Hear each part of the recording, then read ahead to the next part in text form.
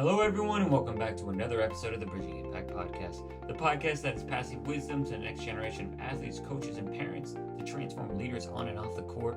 And in today's episode, we got a great guest for you today, Lauren Ammon, the founder of Performance Reimagined and the Beyond the Win podcast host. In our conversation today, we talk about an ecosystem of high performance teams. We talk about the importance of, instead of lecturing our athletes, let's ask them questions, and also how to develop our athletes into better leaders. Let's dive right on in. Hello and welcome to the Bridging Impact Podcast. Lauren, I am thrilled to have you on to talk some Beyond the Win, to talk some Performance Reimagined. So welcome to the show. Oh my gosh, thank you so much for having me. I'm so excited to be here. Absolutely. So I'm really excited to dive into our conversation today. You are the second swimmer in about 4 or 5 episodes that we have had on. So I'm excited to, talk some shop about that, talk a little Olympics if we ever get there. But diving right in, the first question that we always ask, such an easy question, is, how has swimming in sports been an impact on your life?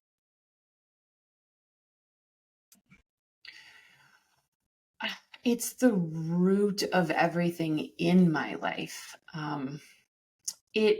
What I always talk about with athletes that we work with is that for the longest time, I believed that it was swimming made me who I was. And with a little bit of reflection, it's that swimming allowed me to find who I am in the way of, structure is really important in my life. That came about because of the swimming routine and of the practice routine. I started swimming at 5 and I ended at 22, right? I had a lot of structure and routine in my life. The idea of discipline and commitment, that, I've made a commitment to this sport or to this action or to this project, whatever the case may be. And because I've made that commitment, I give it everything I have. A lot of that was learned through swimming. Every single day I showed up and I had to give everything I possibly could, because for me, it was really important to get better as an athlete, not necessarily to always compete against my teammates. Obviously, that was part of the equation, but it was more about, how do I find the best version of myself? And I think the third component there is also courage, right? Athletes, I think, miss a lot of that. They develop a ton of courage to put themselves into the spotlight and allow others to see them perform in the moment. That takes a ton of courage, which then leads to a lot of resilience, because you don't always perform the way you want to, with everybody watching you, with all these eyes on you, and then how then to bounce back and bring yourself to have the courage again to do it again. So that's how I would say those 3 main components is how sports have influenced my life. I definitely share very similar, learnings and influences when it comes to, talking about discipline and structure. And that's some of the things that I crave. And it's kind of interesting that you bring up courage. And I'd love for you to kind of expand on your story of, you talked about you started swimming at 5 and, you swam through Division 1 at Eastern Michigan, and that feeling that you had at the end of your swimming career. Can you describe a little bit more of it and how it's kind of helped guide you along in your journey to where you are today? Yeah, so kind of giving the short version of a very long story is that overall I had a very successful swimming career. And anybody who knows the concept of recency, and that's the idea that when we look at something really big, we tend to only focus on the thing that happened most recently. And that's what kind of happened at the end of my career. I didn't necessarily have the best or most successful senior year of college. And that is everything that I was really focused on. It was that culmination of all these years that I put into this sport and gave this sport everything I had. I wanted that last meet, that last year, to be absolutely perfect. And it was kind of anything but.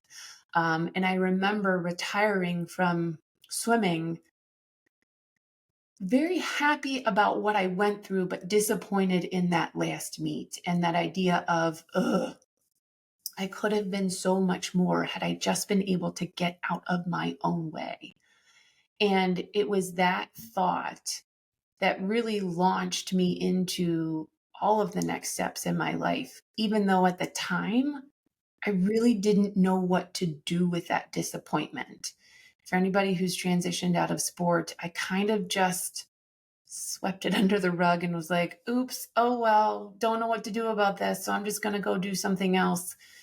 And it wasn't until almost 2 decades later that I really figured out where that disappointment came from and why I had such a hard time dealing with it. And where it came from was I had all of these expectations of what I wanted my last year and I wanted my last meet to look like. It didn't happen. And I didn't know how to process that because it's not as if I had another swim meet to come back to and try again. And, you know, why I had such a hard time with that is that I kept all of it inside. I had no idea until these last few years that almost every retired athlete I've ever talked to has had somewhat of a similar experience of I didn't know what to do when I stopped swimming or soccer or baseball or football, whatever the case may be. And I didn't know how to fill the void of what that meant to me. And so I just kind of like stuck some things in there and then kind of figured out, oh, wait a minute, maybe this isn't what I want. And that's what happened to me. And that's really what launched me into supporting athletic organizations, athletes, coaches, athletic directors, and parents to kind of find that meaning in the moment and then what it means to find the meaning after. That's really important work. And so, as we dive into that important work, one of the things that you mentioned is one of the things that you were thinking about as you were reflecting on your experiences. You talked about getting out of your own way. And before we hit record, you kind of talked about the era of the 90s and the 2000s of like, head down, you're fine. And now there's kind of a shift, right, into talking about mental health. Like you mentioned, Michael Phelps is someone who kind of sparked some connections for you in terms of like how you want to approach your work. And so I'm curious, how has your evolution just as a leader yourself really shifted from recognizing the importance of mental health when it comes to being an athlete? Yeah. And I think the world is still kind of some of the world still holds that put your head down, get over it, you're fine, move on. And then there are others who recognize and embrace a little bit more of how do we curate a little bit more healthier mental well-being or overall well-being among athletes. And my own personal evolution is that for a time I believed in the put your head down, get over it, you're fine, move on. And it can be helpful in some respects because it does allow you to move forward versus kind of get stuck in the moment, depending on how things are going.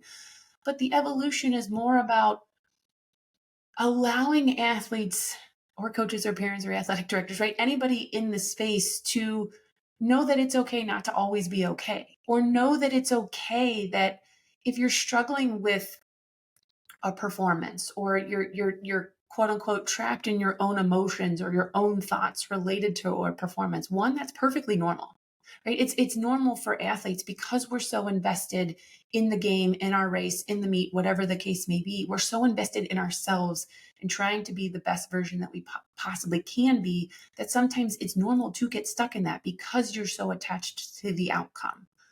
And allowing athletes or anybody in the athletic ecosystem, as we were talking about, to understand that it's okay and to create a space to explore it. Again, not necessarily get stuck in it, but explore it to understand what does this mean for me? Where is it coming from? And most importantly, how do I get myself out of it? Knowing that I'm not broken, I don't need to be fixed. I'm simply just a human being that whose brain and emotions right now can't necessarily dissect or get past what I just experienced. That is really the evolution, is that it's not about fixing athletes. It's about creating a space to allow them to discover so that they can move on themselves. Because that was the other thing as an athlete. I was a people pleaser. In some respects, I still am a people pleaser. It's something that I'm getting past. But it's always like, well, I want to be able to perform for you. My thought process was, I want to be able to perform for you because you put so much into me. So it's I want to be able to almost like repay that investment that you've given to me.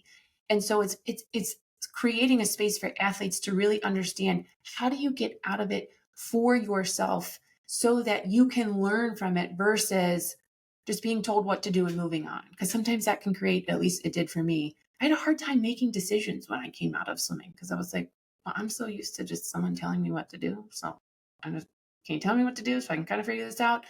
But that's the idea of being able to open up some mental well-being space within the athletic world, is to support everybody in figuring out how they can move past it through their own talents and skills.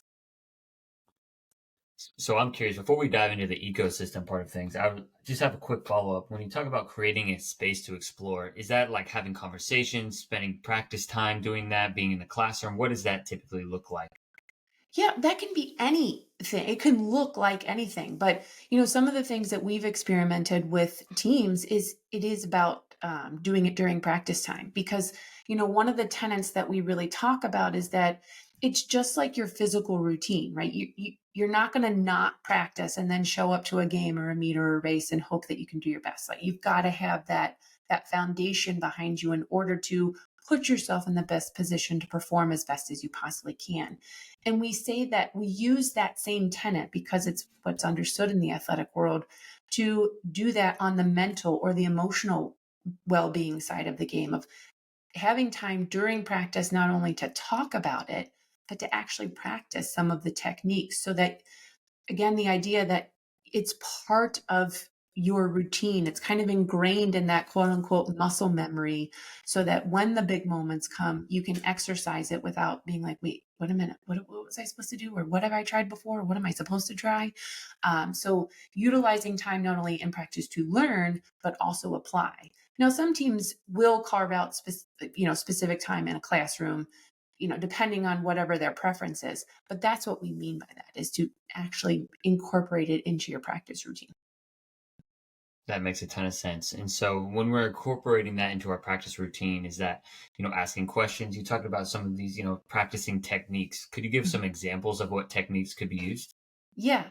So, from all different standpoints, right? I'm a big proponent of asking questions. One of the tenets Yeah. that we talk about is curiosity over judgment. In a way to drive curiosity is to ask questions.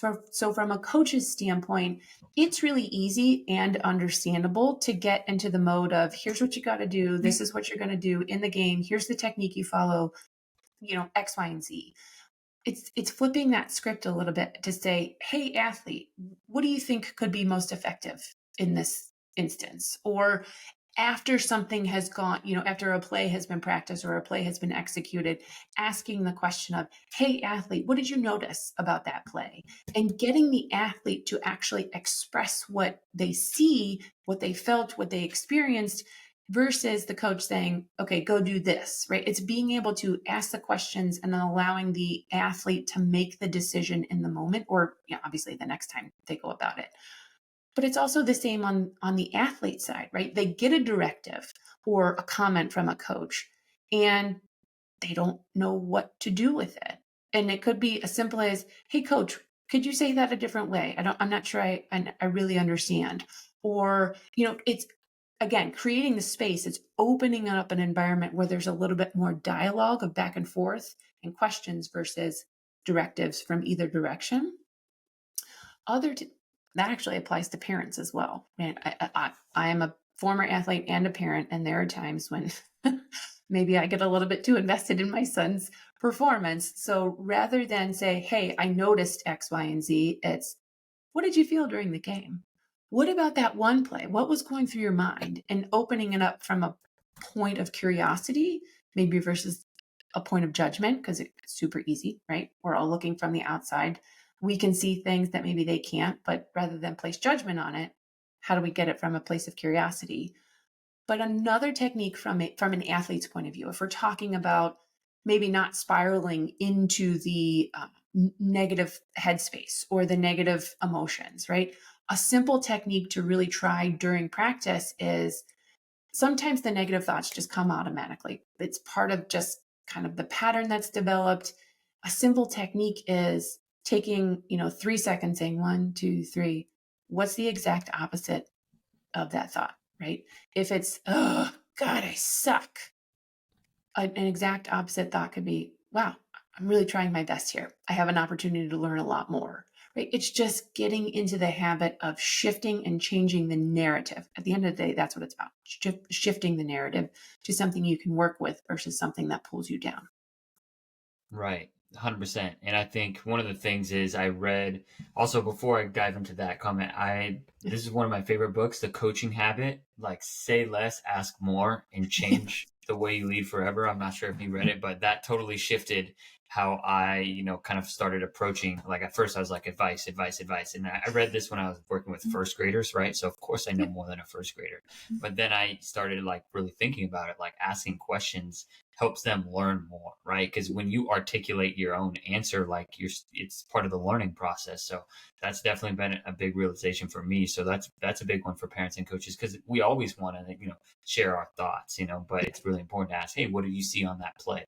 Or I guess, how are you feeling today, right? Instead of being like, you know being like, you look, tired, right? Asking, like, do you have any, extra homework or what's going on, extracurricular wise. So I think asking questions is so important. And I would love to, talk a little bit more about the ecosystem, because you referenced the parents. You've talked a little bit about the athletic directors and how it's like it's a big picture, right? It's not just athletes, it's not just coaches, it's like administration, it's the whole sport, it's the whole ecosystem. So I'd love for you to kind of dive into how ecosystems really help drive performance. And before we drive performance, what really is an ecosystem when it comes to athletics? Yeah. So we pull from the traditional definition of ecosystem, right? An ecosystem is a set of organisms that are connected in an environment that in some way, shape, or form, literally or figuratively feed off one another in order to keep the ecosystem going. And so that's how we translated this idea of really looking at a high performance ecosystem. You and I were talking before we got on the recording that a lot of my professional background is in human resources, and as a part of that profession, you're always looking at organizational culture. You're always looking at how points within the organization fit together, and that's how I translated a lot of this into the athletic world, because there's a lot that can be pulled from the athletic world into the business world, from the business world into the athletic world. And that's kind of where the inspiration of this idea of the ecosystem came from. Was in my HR days, we'd be putting something together where it would be a manager development program. But where it would fall flat is if their leader didn't understand what they were learning, how to reinforce it, or their employees had no idea what was going on and how they could reinforce it from their point of view. And so we just translated that into the athletic ecosystem, that if we're working with athletes to support them on the mental well-being side or emotional well-being side of the game, that's great. They're the ones out there performing, doing everything they possibly can to keep the team moving forward. But so are the coaches. So are the athletic directors. And in some ways, so are the parents. And so we translated that idea of how do we create connection between all of what can be sometimes seemingly disparate groups and bring them together to advance the performance of everyone involved, not just athletes, but to create an opportunity for coaches to have more development, to create more opportunity for parents to be involved in a way that supports the overall culture. It's more than just the culture of how we look at it. It's how each individual plays a role in advancing the performance of the organization, but how they all come together to then advance the performance of the team or the organization. Right. And which is so important because everyone plays a role in that. But when it comes to everyone playing a role, like I think one of the things, like I have conversations with other coaches and, some things I read, it's like sometimes it's like as a coach, you can feel like, and this is not my position, but just Yeah. like for other coaches that I've talked to, like they feel like administrators like aren't on their side, or, how do we as a coach, right, as a part of the ecosystem, work with, parents and administrators and try and get everyone on in a similar culture when they may not be the ones setting the culture. Does that make sense? Yeah. And that's what makes some of this work challenging, is that you kind of got to dissect and like take a step back. And one of the tenets that we talk about within our organization, we follow seven main principles as a part of Performance Reimagined. The second one is sometimes roles, always goals. And what that really means is no matter what kind of athletic institution you are, whether you're a school, whether you're a club team, whether you're a college, anything in between, is that at the end of the day, everybody connected to that ecosystem is after one thing: to perform as best as you possibly can. And if that works out, that you win, right? I mean, every team is out there trying to win, trying to be the best that they can. We have roles within an organization to make sure that it's not just chaotic, right? Everybody knows what they're supposed to be doing, and that there's a little bit more structure and framework in terms of how you advance that performance. But at the root of all of that is that you're all connected at the root level in terms of trying to be the best version you can as an individual, trying to bring that all together to be the best version as a team, and then to win. So when it's all about, when you're so focused on roles, it's like everybody's trying to hold on to their respective power in whatever way that's related to the role that you hold. But that's why we talk about sometimes roles, always goals, so that if there is this disconnect between a coach and an athletic director or administration, or there is a disconnect between a coach and a parent, or there's a disconnect between a coach and an athlete, whatever, they're all kind of spokes in their own little wheels, is to take that step back and say, okay, what is it that we are all truly after together? And then how do we bring our own individual strengths to the table, fill in the gaps of where each of us have them, so that we can all move forward together? And again, theoretically, that sounds great. It's perfect. Golden City on the Hill, recognizing that there are always humans involved and there's always different perspectives. And that's where we take it back to our first principle, which is get to know the human underneath.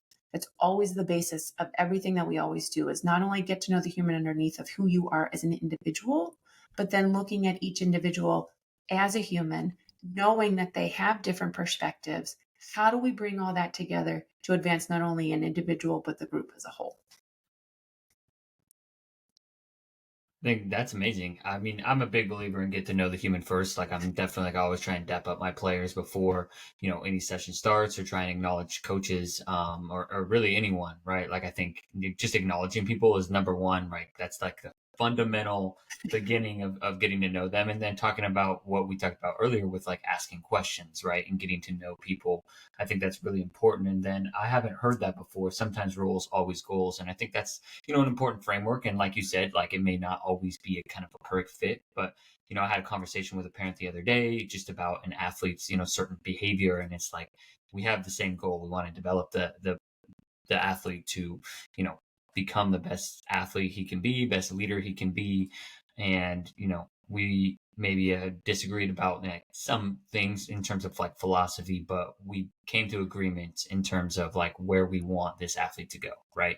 And so I think just having those conversations is really important. And so can you talk about, share any examples from your work, whether it be, HR work or your work now with athletes and coaches in terms of ecosystems, about how you help handle, some of those conflicts to find goals to, get beyond some of those, discrepancies. Yeah. And again, that goes back to doing a lot of core and foundation work.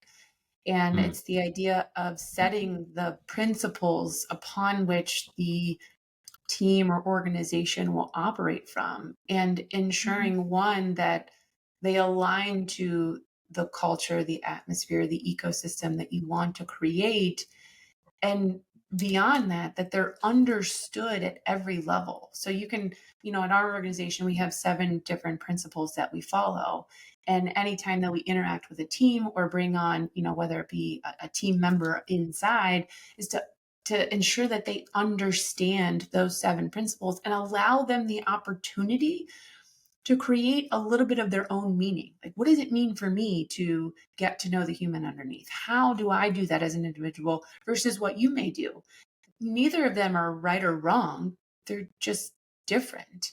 And it's all about creating that foundation so that when conflicts arise, you can go back to those principles and say, hey, this is what we agreed to as an organization. This is how we're going to put them out. This is how each of us interpret them. And that's why I say it's really important to pull even parents into those principles. is to help them understand that this is what, as an institution or a club or a school or whatever the case may be, this is what we believe in. Here's how we see you playing a role in that. How do you see yourself playing a role in that? How do we come back to these foundation principles to then relieve whatever tension or conflict we have? And in some ways, sometimes being okay that they may actually be different. It's just that there needs to be an agreement of how the team can move forward after a conflict. I mean, at the end of the day, and even in my athletic experience and my own personal experience, watching my sons be an athlete at this time, even in the corporate world, all conflict is rooted in just a misunderstanding of what you believe and what I believe, and that there may be some differences in there. And I firmly believe that the simplistic action of having an open and honest and curious conversation around those differences is the most effective thing on this planet. Right. Open, honest, and curious. I like that. I'm writing that down because when we come to a conversation in terms of like, hey, this is my side, I'm right, like this is how we're going to do it, right? It's going to set the wrong tone right away and we're not going to reach that goal like you talked about. But, having those conversations, but I do feel like those conversations actually are healthy and actually bring, people together, right? Whether you're talking Mm. about partner relationships, you're talking about teams, right? It could be parent and coach, right? Like, I think those are really important kind of values to go by. And one of the things that I think about a lot and, sparked my curiosity when you talked about it at the beginning is leadership development, and specifically leadership development for athletes, because that's what we're hoping to do with our basketball and leadership program. I'm curious, as through your leadership experience, what do you think or what process or principles do you practice when it comes to developing athletes' leadership capability? Because oftentimes, like you mentioned, coaches just will thrust the best player into the leadership role, but they may not have the leadership skills to lead a team. Yeah, that's a great question. And, that's something, and you kind of touch on this too, is that sometimes in the corporate world, that's what you can notice, right? The best players thrust into a leadership position because they're the best player.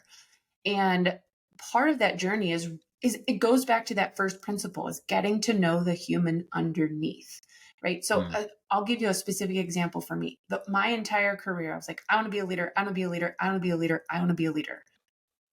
Had someone probably sat me down when I was probably, I don't know, 18, 22, and helped me kind of maneuver the path, I may have said, maybe I don't want to be a leader. I was only saying it because that in my mind, it was like, oh, well, you know, the best people are chosen as leaders, maybe not the best leaders are chosen as leaders. So from a young developing athlete standpoint, it's about getting to know the human underneath and getting curious with them about what it is they actually want, but also being open in terms of, hey, here's what I see providing, again, we were talking about before, like getting curious and providing advice. Like there's a lovely balance between those two things. Getting curious allows the athlete or anyone you're talking to provide their insights, but then you can reflect back to them, and potentially you see something in them that they don't see in themselves. And so when there are, sometimes the best players, the best technicians, the best skilled may not be the most skilled at leadership. There could be someone who is considered a quote unquote B player or quote unquote a C player who may actually demonstrate more effective leadership qualities. And if that is the case, then I'm a big proponent of how then can you support that athlete in a completely different way to bring them to a leadership position. And I recognize on an athletic team that you typically want your best players to be the captains, to be at the forefront. But I also think you can find a delicate balance between, hey, you can still have some of the most skilled people be captains or leaders within the team. You could also pinpoint those who may not be the most skilled or technician or technique wise to provide a different perspective of leadership on the team. And to your point, I believe everyone is a leader in their own way because it comes from their strengths. That's what they get to be a leader in. And it's being able to identify what those strengths are and then lifting athletes in that respect or providing development opportunities for them to accelerate those skills and be a leader in their own right, regardless of what role they play on the team. So, would you say one of the most important aspects of whether it's a coach or a parent, or it could be even, an administrator, right? If you see it in terms of a coach, like, hey, let's say I have this athlete, hey, Luke, and this is actually an athlete, and he's one of my, athletes that is most consistent that works with me. He consistently likes to give, kind of feedback to other athletes, like, hey, I noticed that you are really involved and engaged with helping your teammates kind of be their best. And so just kind of recognizing that that's a great leadership skill, like continue to hone in on it, but you may want to be careful that you don't want to give too much advice, because that could be something like a leadership skill that, I've learned as a coach. Right. And so kind of almost recognizing the skills within our own athletes, in asking those questions, kind of going back to what we were talking about earlier. Yeah. Yeah, and almost in that particular instance, it could be, hey, Luke, it looks like you are phenomenal at being able to recognize patterns and how to improve something. What might it look like to invite the your teammate in into saying what patterns do they see? And then creating an invitation. Hey, would you be open to seeing what I saw or hearing what I saw? Right? It's just it's creating that space for someone to walk into versus opening a door and saying, "Hey, come into my room. I'll tell you how it's going to go." Because that's something I've always had to deal with too. One of my superpowers is recognizing patterns and saying, "Oh, hey, if we just did it would make it a lot better." What I've had to learn is not everybody's always receptive to that feedback Right. Right. at a particular moment or potentially in a particular way that I present it. And so it's about learning those nuances within yourself and then just tweaking it and playing around with how others may respond and finding ways that, oh, that one really worked. I'm going to keep that one in my back pocket. Asking the question is much better than direct giving the directive. Right. Right. Exactly. And then they get to come up with their own answers. So when it comes to, leadership, and you've got the opportunity to be on athletic teams and work as a, with a ton of athletic teams, and like we talked about, leadership looks different for every single person, right? Whether we're an athlete or we're not. And I'm just curious, have you noticed any like certain common threads that, kind of run through, athletes or just leaders in general, right? Yeah, I would say actually one of the biggest threads is curiosity. That idea that I'm more willing to be open to learn from you than maybe what I feel you could learn from me. So, that idea of curiosity. I would also say coachability. And again, that comes from the athletic space of those who are willing to have a beginner's mindset in that, hey, I'm not always the greatest thing at everything I touch. I'm willing to learn from somebody else and to be open to what they have to say. The other is resilience, and I tell this story a lot in that I had the opportunity of speaking to a gold medal Olympian and in swimming. And he said something to me that really stuck with me in terms of athletes can almost be overdeveloped in resilience. And by that is we're really good at getting knocked down, standing right back up and putting our heads down and moving forward. Where sometimes we miss the opportunity is something we were talking about before is processing what we actually went through. Like what did that mean for me? Like what did I actually feel? What led me to feel that way? Why did I feel stuck in that moment or whatever the case may be? Is that we're so good at it that we just get up, get right back down, get knocked down, get right back up. And so that idea of kind of taking a pause in that resilience to say, hey, what can I learn from that versus just brushing right past it and you know hoping it never happens again or I'll just deal with it next time it happens, right? Kind of thing. So I would say those three are probably some of the biggest themes that seen is curiosity, coachability, and resilience. Right. Learn using, losses or, Yeah. setbacks, missing shots as a learning opportunity versus like just brushing it off. And there's probably an art, right? A balance of like, you probably don't want to like in game be like, oh, why did I miss that shot and not run back on defense? Or like, if you're swimming, and I don't know much about swimming, but if you don't like, I don't know, a couple of your strokes are a little bit off, you probably don't want to overanalyze it, right? So there's an art to it. Yes.